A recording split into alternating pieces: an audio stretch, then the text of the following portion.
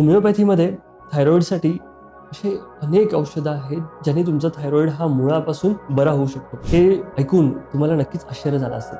मित्रांनो, थायरॉइडसाठी जर आयुष्यभर गोळी घ्यायची नाहीये आणि काहीच दिवसात तुम्हाला थायरॉइड तुमचं बरं करायचं आहे, होमिओपॅथी हेच तुमच्यासाठी एक औषध म्हणून एकदम उत्तम उपाय आहे.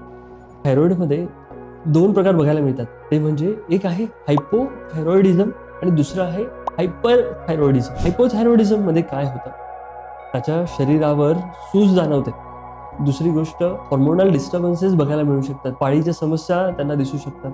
स्त्रियांमध्ये युजुअली त्यांना इन्फर्टिलिटीपर्यंत म्हणजे वंध्यत्वापर्यंत सुद्धा हायपोथायरॉइडिझम त्याला कारणीभूत असू शकते. थंडी त्या रुग्णांना जास्त वाजते. कोल्ड सेन्सिटिव्हिटी ही बऱ्याच प्रमाणात दिसते. अतिवजन वाढणे, सूज वाढणे, चिडचिड होणे, केसांवर त्याचा परिणाम जाणवतो, स्किनवर त्याचा परिणाम जाणवतो, डोळ्यांवर सुद्धा त्याचा परिणाम जाणवतो. हायपरथायरॉइडिझममध्ये त्यांचं जे चयापचन आहे ते आणखी खालावतं.